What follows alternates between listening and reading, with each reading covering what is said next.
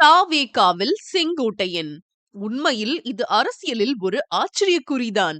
தமிழக அரசியலில் கடந்த சில மாதங்களாக என்னென்னமோ நடந்து வருகிறது. அந்த வகையில் அதிமுகவிலிருந்து விலகிய செங்கோட்டையனின் அடுத்த அரசியல் செய்தி பலருக்கும் ஆச்சரியத்தை ஏற்படுத்தியுள்ளது. அதிமுகவிலிருந்து பிரிந்து சென்றவர்களை மீண்டும் கட்சியில் இணைக்க வேண்டும் என ஓ பன்னீர்செல்வம் தரப்பினரும் டிடிவி தினகரன் தரப்பினரும் கோரிக்கை விடுத்தாங்க. அதற்கான வேலைகளையும் பார்த்துட்டு வந்தாங்க. ஏற்கனவே பாஜக கூட்டணியிலிருந்து ஓபிஎஸ், டிடிவி தினகரனின் அமமுகவும் வெளியேறிட்டாங்க.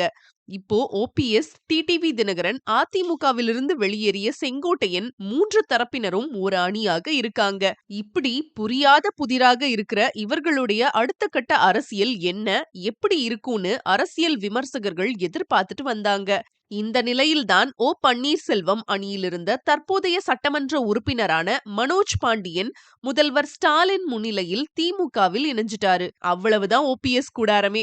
அதிமுகவினர் காலின்னு பேசிட்டு வந்தாங்க.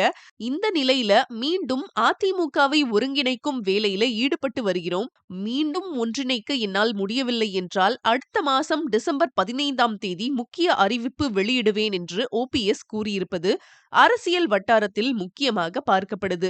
இதற்கு இடையில விஜயின் தமிழக வெற்றிக் கழகத்தில் அதிமுக முன்னாள் அமைச்சர் செங்கோட்டையன் இணைய உள்ளதாக தகவல் வெளியாகி உள்ளது.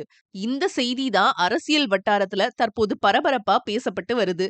அது மட்டும் நடந்தால் தமிழக வெற்றிக் கழகத்துடன் ஓபிஎஸ், டிடிவி தினகரன் இணைய வாய்ப்புள்ளதாகவும், வரும் சட்டமன்ற தேர்தலில் பிரதான எதிர்க்கட்சியாக உருவாக வாய்ப்புள்ளதாகவும் அரசியல் வட்டாரத்துல பேசிக்கிறாங்க. மேலும் இது போன்ற செய்திகளை தொடர்ந்து தெரிஞ்சுக்க ஜியோ நியூஸ் தமிழ் சேனலை மறக்காம சப்ஸ்கிரைப் பண்ணிக்கோங்க.